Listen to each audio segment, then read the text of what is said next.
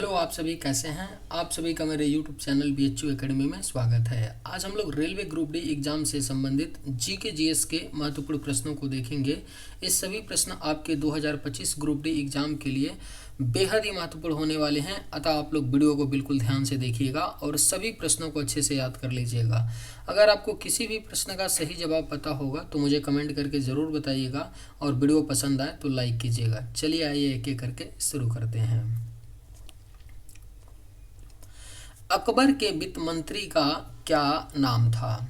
सही जवाब क्या होगा? तो अकबर के वित्त मंत्री का जो नाम था वह आपका राजा टोडरमल था।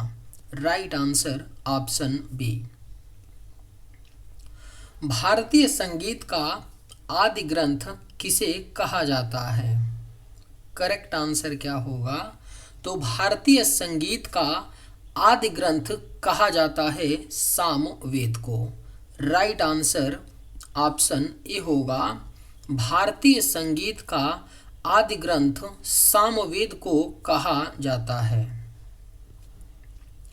मुस्लिम लीग की स्थापना किस वर्ष में की गई थी? राइट आंसर क्या होगा? तो मुस्लिम लीग की स्थापना जो है यह आपका 1906 में की गई थी। मुस्लिम लीग की स्थापना। जैन धर्म के 24वें तीर्थकर कौन थे? करेक्ट आंसर क्या होगा? तो जैन धर्म के 24वें जो तीर्थकर थे वह आपके महावीर थे।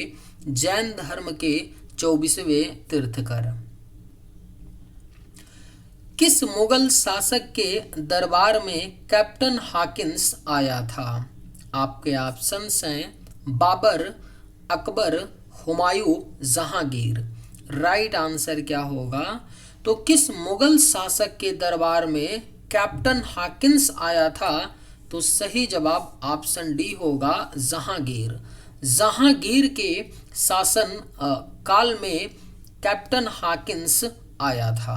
Right answer option D. राज्य पुनर्गठन आयोग की स्थापना किस वर्ष में की गई? राइट आंसर क्या होगा? तो राज्य पुनर्गठन आयोग की स्थापना जो है यह आपका 1953 में की गई थी। राज्य पुनर्गठन आयोग की स्थापना।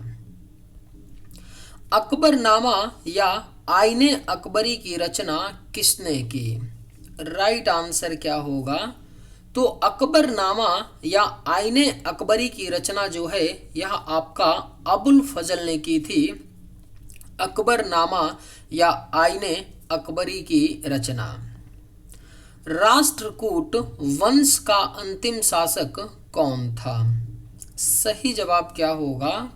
तो राष्ट्रकूट वंश का जो अंतिम शासक था वह आपका कृष्ण तृतीय था। राष्ट्रकूट वंश का अंतिम शासक। इनमें से किसका उपदेश बीजक में संग्रहित है? सही जवाब क्या होगा? तो इनमें से किसका उपदेश बीजक में संग्रहित है? तो राइट आंसर ऑप्शन ए होगा, कबीर। कबीर का उपदेश बीजक में संग्रहित है। यूरोपीय शक्तियों में से भारत में सबसे पहले किसने प्रवेश किया था? करेक्ट आंसर क्या होगा? तो यूरोपीय शक्तियों में से भारत में सबसे पहले पुर्तगालियों ने प्रवेश किया था। Right answer option C. सबसे पहले धम्म की शुरुआत किसने की थी? सही जवाब क्या होगा? तो सबसे पहले धम्म की शुरुआत जो है यह आपका अशोक ने की थी। सबसे पहले धम्म की शुरुआत। अंगूरों की पैदावार के लिए कौन सा शहर प्रसिद्ध है? राइट आंसर क्या होगा? तो अंगूरों की पैदावार के लिए आपका नासिक शहर प्रसिद्ध है। महाराष्ट्र का नासिक शहर अंगूरों की पैदावार के लिए प्रसिद्ध है। जो पूरे भारत का 80% अंगूर का उत्पादन केवल नासिक शहर करता है। अल्फ्रेड नोबेल ने किसका आविष्कार किया था। अगर आप लोगों को ये वीडियो पसंद आए तो एक लाइक ज़रूर कीजिएगा और अगर आप इस चैनल पर नए होंगे तो सब्सक्राइब भी कर लीजिएगा। अल्फ्रेड नोबेल ने किसका आविष्कार किया था। सही जवाब क्या होगा, तो ऑप्शन बी, डायनामाइट का आविष्कार किया था अल्फ्रेड नोबेल ने। विटामिन सी की कमी से कौन सी बीमारी होती है। राइट आंसर क्या होगा, तो विटामिन सी की कमी से आपका स्कर्वी नामक बीमारी होती है, विटामिन सी की कमी से। हिमालय का प्रवेश द्वार किसे कहा जाता है। राइट आंसर क्या होगा, तो हिमालय का प्रवेश द्वार कहा जाता है उत्तराखंड को। करेक्ट आंसर ऑप्शन बी होगा, हिमालय का प्रवेश द्वार उत्तराखंड को कहा जाता है। प्रथम मैसूर युद्ध किनके बीच लड़ा गया था। राइट आंसर क्या होगा, तो प्रथम मैसूर युद्ध जो है यह आपका ब्रिटिश और हैदर अली के बीच लड़ा गया था, प्रथम मैसूर युद्ध। किस वर्ष में म्यांमार भारतवर्ष से अलग हुआ था। करेक्ट आंसर क्या होगा, तो किस वर्ष में म्यांमार भारतवर्ष से अलग हुआ था, तो सही जवाब ऑप्शन सी होगा 1937। 1937 में म्यांमार भारतवर्ष से अलग हुआ था। एक्ट ऑफ यूनियन किस वर्ष पारित हुआ। सही जवाब क्या होगा, तो एक्ट ऑफ यूनियन जो है यह आपका 1707 में पारित हुआ था, act of union. Andhra Pradesh की राजकीय भाषा क्या है।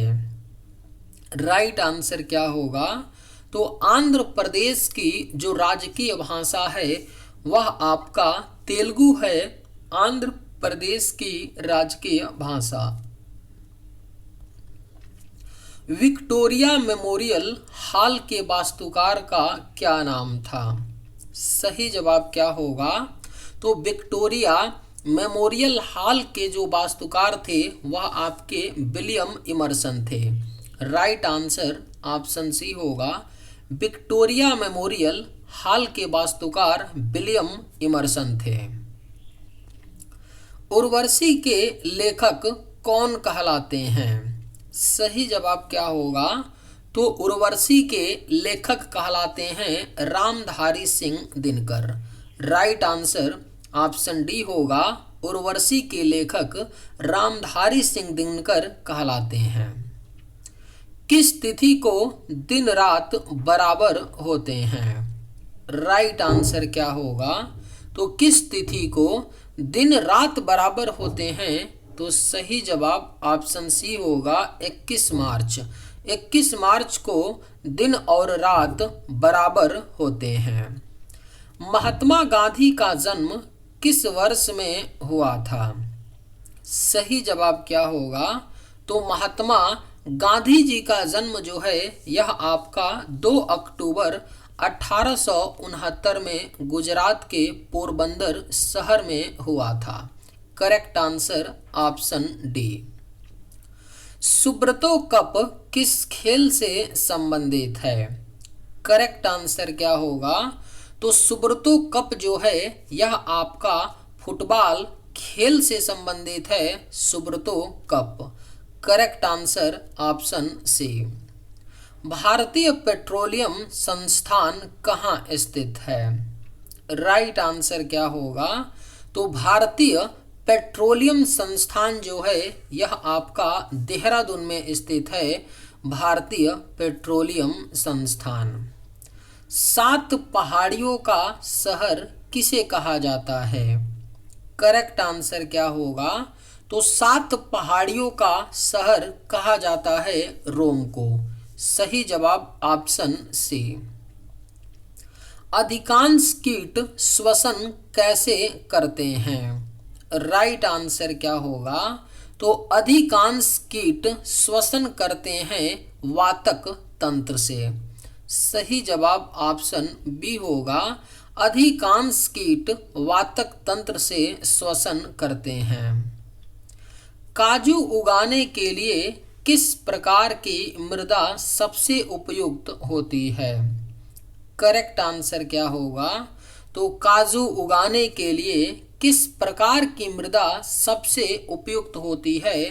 तो सही जवाब ऑप्शन सी होगा, लाल लेटराइट मृदा। लाल लेटराइट मृदा काजू उगाने के लिए सबसे उपयुक्त मृदा होती है।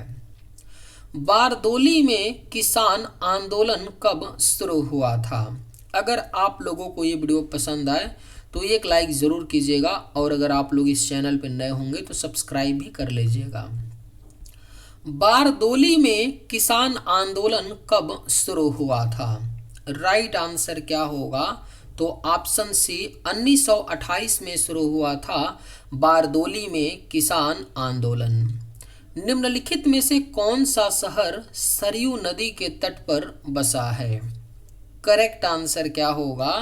तो निम्न में से कौन सा शहर है जो सरयू नदी के तट पर बसा है? तो राइट आंसर ऑप्शन बी होगा, हैदराबाद। हैदराबाद सरयू नदी के तट पर बसा है। भारत में पुनः जजिया कर किसने लागू किया? बेहद ही महत्वपूर्ण प्रश्न है। भारत में पुनः जजिया कर को लागू किया था औरंगजेब ने। राइट आंसर ऑप्शन डी होगा, भारत में पुनः जजिया कर औरंगजेब ने लागू किया था। गगन नारंग किस खेल से संबंधित हैं? राइट आंसर क्या होगा? तो गगन नारंग किस खेल से संबंधित हैं? तो सही जवाब ऑप्शन डी होगा, निशानेबाजी। गगन नारंग निशानेबाजी से संबंधित हैं।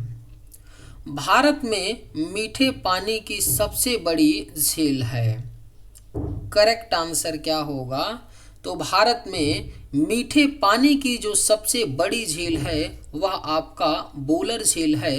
भारत में मीठे पानी की सबसे बड़ी झील। विश्व की सबसे ऊंची इमारत कौन सी है? राइट आंसर क्या होगा? तो विश्व की जो सबसे ऊंची इमारत है वह आपका बुर्ज खलीफा है। विश्व की सबसे ऊंची इमारत। कैल्शियम की परमाणु संख्या कितनी होती है? करेक्ट आंसर क्या होगा?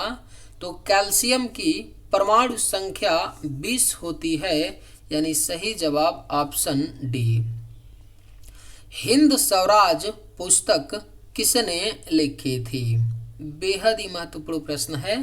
हिंद स्वराज पुस्तक को लिखी थी महात्मा गांधी ने। Right answer option A. Polio किस प्रकार का रोग है? करेक्ट आंसर क्या होगा?